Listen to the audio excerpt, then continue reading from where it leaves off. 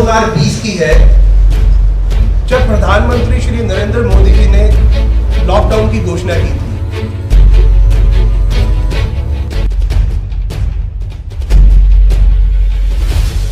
एक छोटा जिहा जवानी जे सारे वर्ल्ड दे विचों जवानी का टोटल किया जाए तो मेरा ख्याल इस तो ज़्यादा वड्डा पीस तो नहीं बनेगा। उन्हें सारे वर्ल्ड नूं ठप करके रख दिता।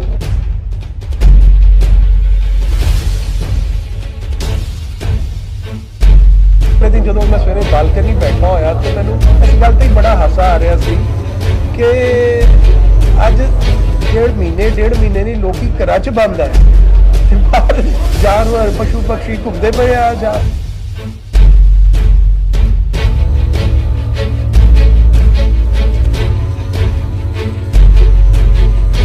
भाजपा चार्टर्ड अकाउंटेंट प्रकोष्ठ के पूर्व राष्ट्रीय सह संयोजक सीए संजय कपूर की ओर से लिखी अपनी काव्य रचना प्रेरणा किताब का विमोचन किया गया।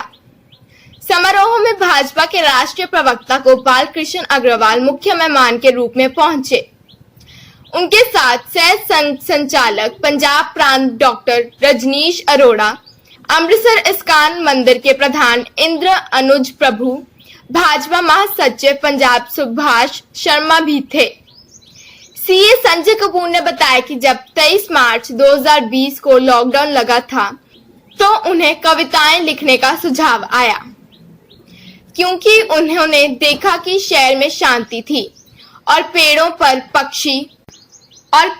पक्षी चहचहा रहे थे, जैसे कि वो बेहद खुश हैं। उन्होंने अपनी किताब का नाम अपनी पत्नी और लॉकडाउन से मिली प्रेरणा पर लिखा है। पिछले महीने ही पत्नी का देहांत हो गया था। इस किताब को उन्होंने पत्नी के नाम समर्पित किया है। मुख्य मेहमान गोपाल कृष्ण अग्रवाल ने किताब के लिए संजय कपूर को बधाई दी और कहा कि जो भी काव्य रचना उन्होंने लिखी है वह पूरी तरह से अपने एहसास और कुदरत को समझते हुए लिखी है। कि मैं एक कविता में लिखांगा। नॉर्मली चार्टर्ड अकाउंटेंट होने के नाते साडा ज़्यादा कॉन्सनट्रेशन आर्थिक विषयों ते ही रहिंदा हैगा वा, बट इंसीडेंटली लाइफ जिस तरह मैं उस टाइम भी कहा हैगा वा कि कई बारी कुछ ऐसी घटनावां हो जांदियां हैगियां जिहदे नाल तुहानूं देखण दा कई चीज़ां नूं नज़रिया बदल जांदा हैगा।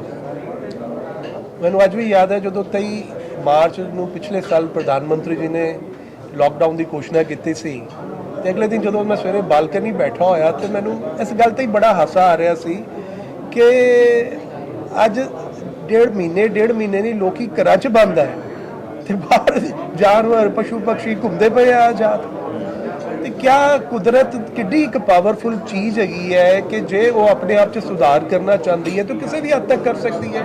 एक छोटा जिहा जवानी जे सारे वर्ल्ड दे विचों जवानी का टोटल किया जाए तो मेरा ख्याल इस तो ज़्यादा वड्डा पीस तो नहीं बनेगा।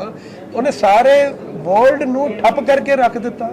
लोकी मारो मार च लगे हुए हैं, भाई दौड़ दे विच लगे हुए हैं, पैसा कमाना है, ये करना है, वो करना है। पर जे ईश्वर चाहे तो 5 मिनट च तुहानूं आराम नाल घर बिठा सकदा है, तुहाडी सारी योजनावां दे पानी फेर सकदा है।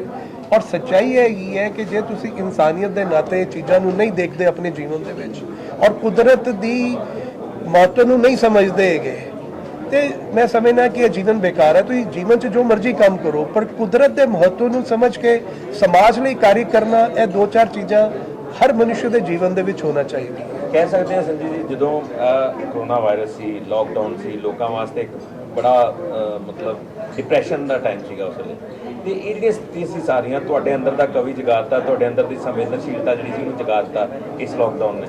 कुछ हद तक यह गल भी बिल्कुल सही ही है, क्योंकि मैं सोचता सी कि टाइम पास कैसे करना है। सारा दिन घर बैठना, तुसीं घर बैठ के करोगे कि कितने दिन टीवी देख लोगे। तो आई थॉट कि सानू कुछ ना कुछ लिखते रहना चाहिए हैगा। मंच विचार तो बड़े सी पिछले 2-3 साल के कुछ इशू भी कुछ इस तरह दे रहे, राजनीतिक इशूस आगे से कुछ, तो बस वो मन की भावनावां ने कलम का रूप ले लिता जाके। जो मेरे मन च विचार आते रहे, कुछ राजनीतिक विचार और समाज दे विच समाज नूं किस तरह होना चाहिए है, जो लोग है वो समाजिक जीवन दे विच किवें रहना चाहिए उन्होंने, उस गल्लां ने बेसिकली जाके एक लेखनी का रूप ले लिता ਤੇ ਬਸ ਉਹ ਮੈਂ ਤੇ ਹੁਣ ਇਹੋ ਗੱਲ ਇੱਕ ਕਵਾਂਗਾ ਕਿ ਮੈਂ ਕਵਿਤਾਵਾਂ ਇਹ ਲਿਖੀਆਂ ਨਹੀਂ ਗਈਆਂ, ਇਹ ਈਸ਼ਵਰ ਦੀ ਪ੍ਰੇਰਨਾ ਨਾਲ ਮੇਰੇ ਮਨ ਦੇ ਵਿੱਚ ਆਈਆਂ ਸਾਰੀਆਂ ਕਵਿਤਾਵਾਂ। ਔਰ ਮੈਨੂੰ ਇਹਨਾਂ ਨੂੰ ਇੱਕ ਬੜੀ ਸੱਚਾਈ ਨਾਲ ਮੈਂ ਐਕਸੈਪਟ ਕਰਨਾ ਵਾ ਕਿ ਇਹਨੂੰ ਲਿਖਣ ਲਈ ਮੈਨੂੰ ਕੋਈ ਜ਼ਿਆਦਾ ਟਾਈਮ ਨਹੀਂ ਲੱਗਿਆ। ਜਦੋਂ ਵੀ ਮੈਂ ਕਾਪੀ ਪਕੜੀ ਹੈ ਔਰ ਪੈਨ ਪਕੜਿਆ, ਮੇਰੇ ਖਿਆਲ 5 ਤੋਂ 7 ਮਿੰਟ ਦੇ ਵਿੱਚ ਮੈਂ ਕਵਿਤਾ ਲਿਖ ਦਿੱਤੀ ਹੈ। And this is very surprising to me also ਕਿ ਬਈ ਫਟਾਫਟ ਹੀ ਕਵਿਤਾ, ਸਿਰਫ ਇੱਕ ਕਵਿਤਾ ਐਸੀ ਸੀ ਜਿਹਨੂੰ ਲਿਖਣ 'ਚ ਮੈਨੂੰ 2 ਮਹੀਨੇ ਲੱਗ ਗਏ, ਕਿਉਂਕਿ 2 ਲਾਈਨਾਂ ਮੇਰੇ ਮਨ ਦੇ ਵਿੱਚ ਆਈਆਂ ਜ਼ਰੂਰ, ਬਟ ਉਹਦੇ ਬਾਅਦ ਮੈਨੂੰ ਸਮਝ ਨਹੀਂ ਆਇਆ ਕਿ ਮੈਂ ਲਿਖਣਾ ਕੀ ਹੈ। ਉਹ ਕਵਿਤਾ ਭगवान शिव ਤੇ ਸੀ। शिव निरंतर युवा है, मन से, वचन से, कर्म से। ਇਹ ਮੈਂ 2 ਲਾਈਨਾਂ ਲਿਖ ਦਿੱਤੀਆਂ, ਪਰ ਉਹਦੇ ਬਾਅਦ ਮੈਨੂੰ ਨਹੀਂ ਸਮਝ ਆਇਆ ਕਿ ਮੈਂ ਇਹ ਕਵਿਤਾ ਨੂੰ ਅੱਗੇ ਲਿਖਣਾ ਕੀ ਹੈ।